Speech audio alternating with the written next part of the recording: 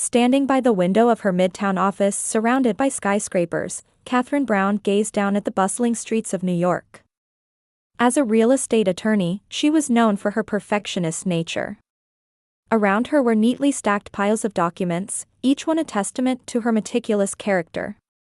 "Kathy, I've got all the materials ready for tomorrow's meeting," her secretary Jennifer said, knocking on the door as she entered. Catherine turned around with a smile, showing her appreciation. "Thank you, Jenny. I'm about to wrap up now. We have an early start tomorrow." As Catherine returned to her desk and checked her final emails, her cell phone rang. Her face brightened when she saw the name displayed on the screen. "Mike, what is it?" Catherine answered. "Hey, Kathy. Where are you now? Still at the office?" Michael Wilson's voice was cheerful and seemed a bit excited. "Yes, I'm just about to leave." "Is something wrong?" "No, nothing in particular. I just wanted to see you. Can I stop by on my way home?" Catherine smiled. "Of course. But you'd better hurry, or I might get home before you." After hanging up, Catherine began packing documents into her bag. She and Michael had met 5 years ago at a dinner party hosted by mutual friends. Michael was a successful entrepreneur who had launched 3 tech-related venture companies. He had an easygoing personality, in contrast to Catherine's meticulous nature. "Tomorrow's your final dress fitting, right?" Jennifer asked. "Are you nervous?" Catherine nodded happily. "A little. But I'm more excited than anything." The wedding was 2 weeks away. All preparations were perfectly in order. True to Catherine's nature, every detail of the ceremony had been carefully planned. Michael, on the other hand, showed little interest in such details, simply saying, "Whatever you decide is fine with me." When she arrived at her apartment, Catherine ran into Michael just as she was getting out of the elevator. He smiled, embraced her, and kissed her on the cheek. "How was your day?" Catherine asked, and Michael shrugged. "Same as always. Meeting after meeting. Oh, and I signed a new contract." "Details?" "Well, I didn't really read it carefully," he said with a laugh. "Honestly, you." Catherine sighed, though she couldn't help but smile. "One of these days, you're going to get yourself into trouble. Not reading important documents properly." It's fine. I have good instincts," Michael answered carelessly. "Anyway, what shall we have for dinner?" As they began cooking in the kitchen, Catherine's phone rang. When she saw Elizabeth's name on the screen, she hesitated before reaching for the phone. "Liz, what is it?" "Sis, I might be a little late for tomorrow's fitting." Elizabeth's voice had its usual hint of hastiness. "Work might run over." Catherine took a deep breath. Elizabeth's personality was the complete opposite of her sister's. Free-spirited and disorganized, always late for appointments. Since childhood, their parents had been drawn to Elizabeth's charming personality and tended to give her special treatment.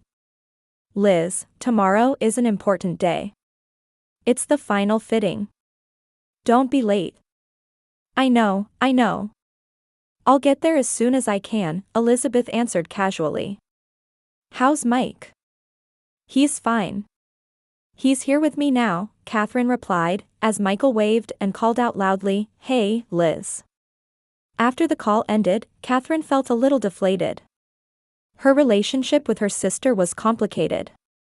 Although she loved her, she always felt manipulated by Elizabeth's behavior. "Don't worry about Liz," Michael placed his hand on her shoulder. "She has her own way of doing things." Catherine looked at Michael.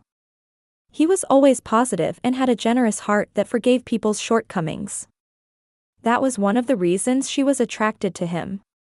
The following weekend, Catherine visited her parents, Robert and Diane Brown, who were living a wealthy retirement in an upscale neighborhood in Connecticut.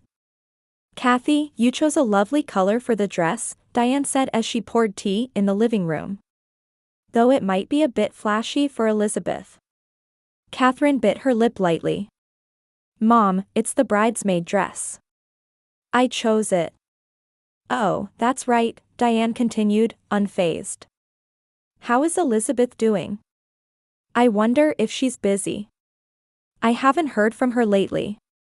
She seems busy with work, Catherine answered. But she's helping with the wedding preparations. Robert Brown looked up from his newspaper. And Michael? Will his parents be coming to the ceremony? Yes, of course, Catherine replied. I confirmed with them by phone last week. Michael's parents, Joseph and Martha, came from a long-established family in Boston and were strict people who valued tradition and decorum. For them, their son's marriage to a lawyer was a source of pride, but Catherine always felt a bit nervous around them. That night, when Catherine returned to her apartment, she sat on the sofa in the living room and opened her laptop. She opened a secret folder and checked the prenuptial agreement with Michael. As a lawyer, she had included a special clause in this contract. It was a precaution, just in case. A clause stating that if Michael failed to show up at the wedding, a large portion of his business shares would be transferred to her. Of course, she didn't think such a thing would happen. It was just a form of insurance. She reread the clause and smiled. Michael, as usual, had signed the document without reading the details, saying, "It's probably just standard content anyway." Catherine closed her laptop and headed to the bedroom. On the wedding day, the bridal suite at a luxury hotel in Manhattan was filled with a festive atmosphere. Catherine Brown was surrounded by her hairstylist and makeup artist, being prepared for the most beautiful appearance of her life. Outside the window, the fresh May sunshine illuminated the streets of New York. A little more to the right. Yes, perfect, the hairstylist said as she secured the final floral ornament in Catherine's updo. Catherine looked at her reflection in the mirror and took a deep breath. After a long preparation period, the day had finally arrived. Is Elizabeth here yet? Catherine asked her friend and attendant, Jennifer. Not yet. But don't worry, she should be here soon, Jennifer said encouragingly. As the clock ticked closer to the scheduled time, the tension in the room gradually increased. A hotel staff member knocked on the door. Ms. Brown, there's something I need to discuss with you. Catherine walked to the door with a worried expression. What is it? I'm sorry, but it seems that Mr. Wilson, the groom, hasn't arrived yet. The ceremony is in 30 minutes, but... Catherine frowned. Michael isn't here yet? That's strange. He would definitely call if something was wrong. She quickly picked up her phone and dialed Michael's number. As the ringtone continued, the room fell silent. Catherine's heart began to race. Maybe he got caught in traffic, Jennifer said gently, but Catherine's anxiety only grew. After the fifth ring, the phone finally connected. Hey, Kathy. What's up? Michael's cheerful voice resonated with noisy background sounds. Lively music and people's laughter could be heard. Catherine was momentarily speechless. Michael, where are you? Everyone's waiting. The ceremony is about to start. After a brief silence, Michael answered in a light tone, "Oh, about that. I'm actually in Hawaii right now." Catherine couldn't believe her ears. What are you saying? Is this some kind of joke? It's not a joke, Kathy, Michael's voice turned cold. I'm here with your sister Liz. And... There was a pause, then Michael continued, your mom and dad are here too. We're all enjoying a little party. Catherine nearly collapsed onto a nearby chair. What are you saying? Do you understand what this means? There are so many people waiting. I know, Kathy. But I realized I couldn't marry you. Liz and I, we found each other. From the other end of the line, Catherine could hear Elizabeth's laughter. The blood drained from her face. Put Mom and Dad on, Catherine said in a trembling voice. Of course, Michael replied, and she could hear the phone being passed. Kathy? It was Diane Brown's voice. Mom, what is this all about? Catherine's voice was almost a shout. Kathy, calm down. Diane's voice was strangely cold. Sometimes life takes unexpected turns. Michael and Elizabeth look so happy together. Surely you can understand? Elizabeth is better suited for Michael. Catherine was speechless. Even her parents had betrayed her. Dad, she asked in a hoarse voice. He's here, but he can't come to the phone right now. He's having a good time. In the background, Robert Brown's laughter mingled with other voices. Catherine closed her eyes and took a deep breath. The phone returned to Michael. Kathy, listen, Michael's voice softened again. Let's forget about the wedding. Pretend it never happened. We're celebrating a new beginning here. After a brief silence, Catherine heard Elizabeth's voice. I'm sorry, sis. But we really love each other. You'll understand someday. Catherine hung up. The room was silent, and the staff and friends around her stood stunned, speechless. Could everyone please leave? Catherine said quietly. I need to be alone for a while. Once the room was empty, Catherine took off her wedding dress and pulled clothes from a nearby suitcase. Her movements were mechanical, but her mind was swirling with anger and sadness. After changing, she opened her laptop and searched for a specific file. The prenuptial agreement with Michael. There was determination in Catherine's eyes. Call Alex, she said to Jennifer. It's time to activate that contract. Catherine's voice had regained its composure. Her lawyer's mind was working again. There were no more tears on her face. Only an icy determination. 3 days after the wedding, Catherine's office was filled with tension. The morning sun streamed through the high-rise windows, illuminating the documents spread across the glass table. Catherine was dressed in a jet-black suit, her long hair pulled back tightly. Her eyes no longer showed sadness, only determination and cold calculation. Michael's stock situation is as follows, Alex Donovan pointed to a document. He was a friend from Catherine's law school days and a corporate law specialist. According to the prenuptial agreement, in case of marriage default, 40% of his main business shares will be transferred to you. This clause is fully valid. Catherine nodded quietly as she reviewed the documents. When can we convene the board meeting? First thing tomorrow morning, Alex replied.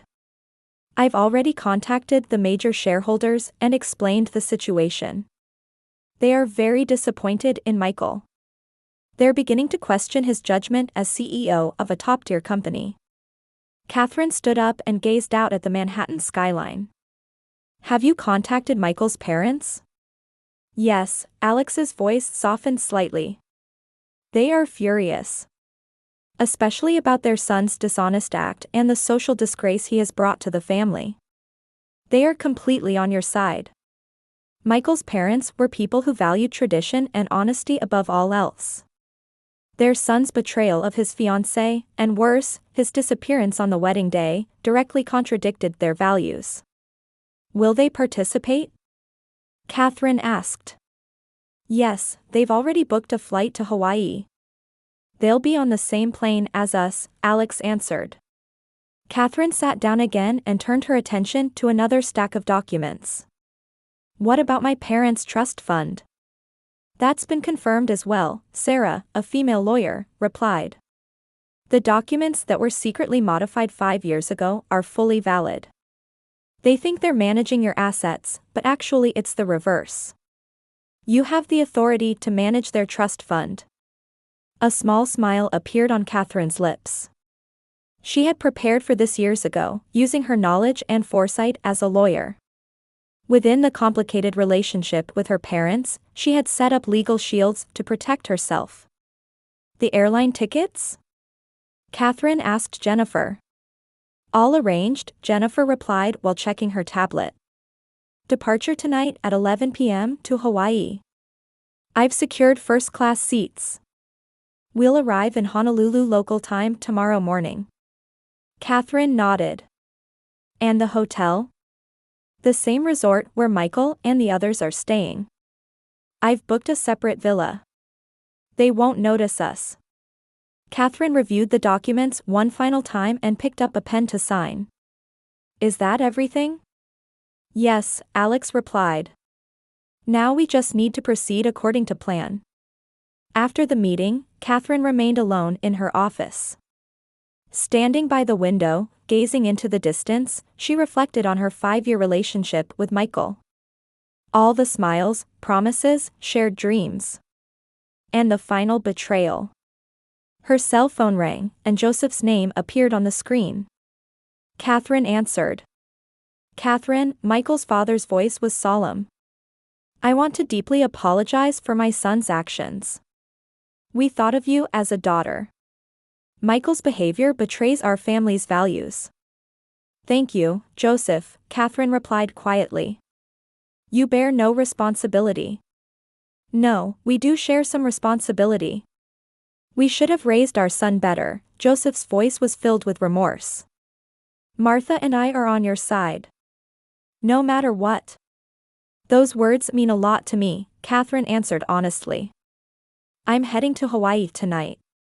Let's meet tomorrow morning when we arrive. After hanging up, Catherine returned to her desk and checked her final emails. Meanwhile, her plan was steadily progressing. At the company Michael managed, an emergency board meeting had been called, and a resolution to temporarily suspend the CEO's authority was being prepared. Catherine left the office and returned to her apartment to pack. Looking at the box containing her wedding dress, she momentarily felt a tightness in her chest. But that feeling quickly disappeared. That night, at John F. Kennedy International Airport, Catherine's legal team and Michael's parents had gathered. Martha Wilson saw Catherine and embraced her without saying a word. I will never forgive that boy, Martha said quietly. You are our family, Catherine. Even without blood ties. On the plane, Catherine sat by the window, gazing at the night sky. Alex sat next to her, discussing their final strategy. When we arrive, we'll first confirm their location, Alex said. Then we'll confront them at the most effective moment. Catherine nodded. I want to catch them when they're most off guard. I'll shatter their paradise. While flying over the Pacific, Catherine finally fell asleep. It was her first decent sleep since learning of the betrayal. In her dreams, the shocked expressions of Michael, her parents, and Elizabeth appeared repeatedly. When they arrived at Honolulu International Airport, the morning sun was already illuminating the island. At the airport terminal, Michael's parents were waiting. Joseph Wilson stood with a dignified presence, while his wife Martha was elegantly dressed but with fierce anger in her eyes. Ready? Joseph asked Catherine. Catherine nodded. Perfectly. They got into a taxi and headed for the resort where Michael and the others were staying. In contrast to the beautiful Hawaiian scenery visible through the car window, the atmosphere inside was solemn and heavy. Where are they now? Martha asked. At the resort's private beach, Alex answered while checking his phone. According to our sources, they plan to relax on the beach all day today. Catherine gazed at the blue sea outside the window and said quietly, perfect. People are most vulnerable when they're relaxed. The taxi arrived at the luxurious entrance of the resort. Catherine and her group checked into 2 villas that had already been reserved. Let's meet in the lobby in an hour, Catherine said. Until then, I have some preparations to make. She entered her villa, opened her suitcase, and took out a specially prepared navy blue business suit.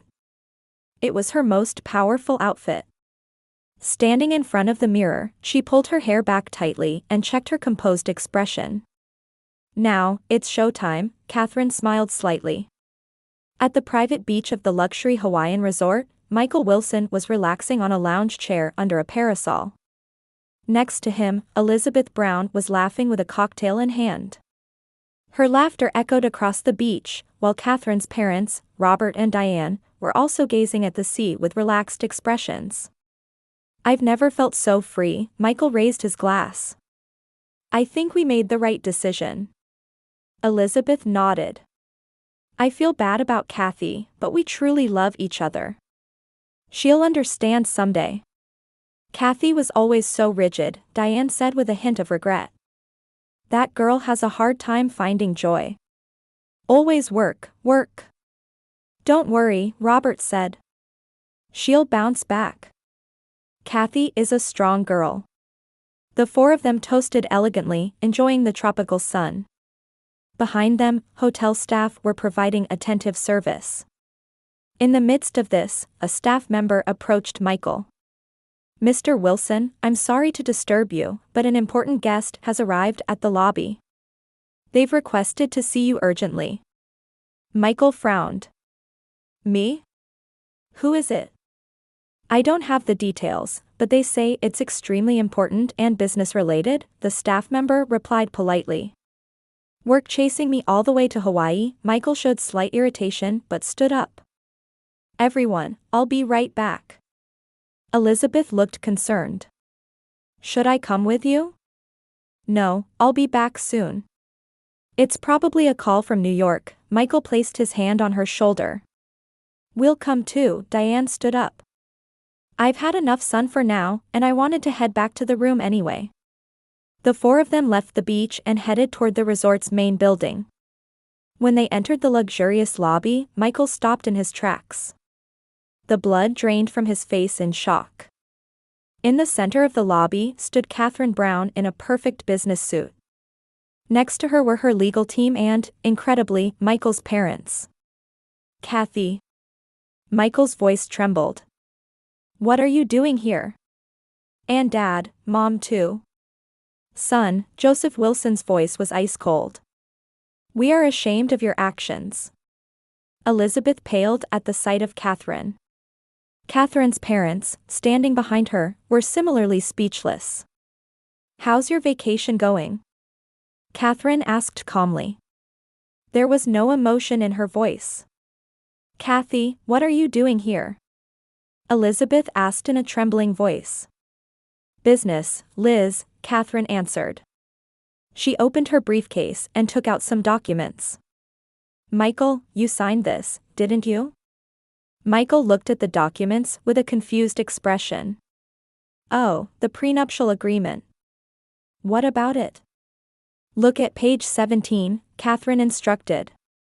Alex stepped forward and pointed to a specific page for Michael. Michael's expression changed gradually. First confusion, then disbelief, and finally fear. This is a joke, right? It's not a joke, Catherine answered calmly. This clause clearly states that in case of dishonest conduct, such as not showing up at the wedding, 40% of your business shares will be transferred to me. That's impossible. Michael's voice rose. There was no such clause. It was written in small print on page 17, Catherine explained. You never read documents properly. Remember how you hurriedly signed it? Saying, it's probably just standard content anyway. Michael's face turned pale. Is this legally valid? Completely valid, Alex answered. We've already obtained court approval. Mr. Wilson also had the opportunity to seek legal advice at the time of signing, but he declined, saying it was unnecessary. Elizabeth stepped forward and pleaded with Catherine. Sis, this is going too far. Yes, we made a mistake, but to take Michael's business. Really? Catherine looked coldly at Elizabeth. You all took my life away. On my wedding day. Catherine then turned to her parents. And Mom and Dad. You thought you were managing my trust fund, didn't you? Robert frowned. Of course. We're the trustees. Wrong, Catherine said quietly. 5 years ago, I legally transferred management rights to myself. With your signatures. What? Diane raised her voice. That's impossible. You don't read documents carefully either, Catherine sneered. Remember those papers I brought when I received my economic law degree? Those were actually documents transferring the trust fund management rights. The lobby fell silent. The expressions of Michael, Elizabeth, and Catherine's parents had changed to despair. "What good will this do?" Michael asked. "Is this revenge?" "Justice," Catherine answered. "You betrayed me. Everyone betrayed me. But I'm not the kind of woman who just cries and lets it go." Martha Wilson approached Michael. "Your father and I can no longer call you our son. Catherine is the daughter we are proud of." Michael looked at his mother in shock. "Mom." "I have nothing more to say." Martha turned her back. Catherine handed Michael one final document. "This is your resignation letter. A document agreeing to relinquish your position as CEO starting tomorrow. Sign it." Michael took the pen with trembling hands. He had no choice. "Betrayal comes with a price," Catherine said quietly. "You tried to ruin my life, but now it's my turn to change yours." Elizabeth was crying. "Sis, please, forgive us." Catherine briefly glanced at Elizabeth, then turned away without a word. She left the lobby with Michael's parents. Michael, Elizabeth, and her parents were left standing there, stunned. The autumn in New York was colorful. As the trees in Central Park turned red and yellow, Catherine Brown looked out the window of her new office in Brooklyn. A year had passed since that day. "Catherine, all the board members have arrived," her secretary called. "Thank you, I'll be right there." Catherine left her desk and headed to the conference room. She was now the major shareholder and chairperson of the board of Wilson Innovation. After Michael's departure, she had kept the company name but revamped the management team and set a new direction. Around the conference table were experienced industry professionals, her supportive legal team, and Joseph and Martha Wilson. After their son's betrayal, Michael's parents had truly welcomed Catherine as family. "The quarterly results are excellent," Joseph said while looking at the report. "Catherine, it's thanks to your leadership." "Thank you, Joseph," Catherine smiled. "But this is a team achievement." After the meeting, Martha approached her. "You'll come to dinner this weekend, won't you?" "Of course," Catherine replied. "I'm looking forward to it." The relationship she had built with her former fiancé's parents was an unexpected happiness for her. They loved and supported her like a real daughter. On her way back to her office, Catherine paused briefly, noticing a newspaper at the reception desk. There was a small article in the business section: "Former CEO Wilson establishes small startup."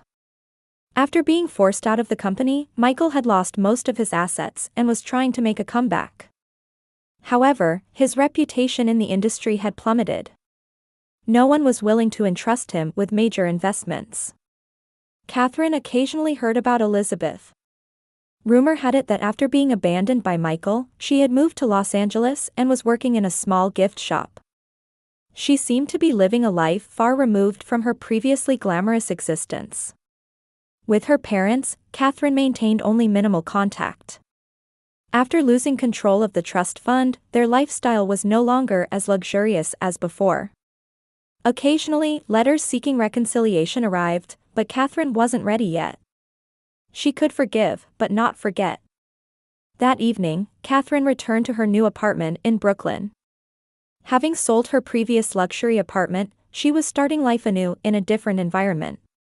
On the living room table was a bouquet of flowers. The card read, "Looking forward to dinner tonight. David Morrison." He was an architect who had met Catherine 6 months ago at a charity event. A gentle and sincere man, he never judged her even after learning about her past. Their relationship was deepening slowly but surely. Catherine took a shower, changed clothes, and began preparing for her dinner date with David. Standing in front of the mirror, she gazed at her slightly different self. Her eyes no longer held sadness or anger. Instead, there was quiet strength and new hope. Betrayal had devastated her but had also made her stronger. She had risen not as a victim, but as the protagonist of her own life. Before leaving the apartment, Catherine stood by the window one last time, gazing at the city lights. Life can change in unpredictable ways, sometimes painfully. But what you learn from that pain and how you grow is up to you. She took a deep breath and closed the door.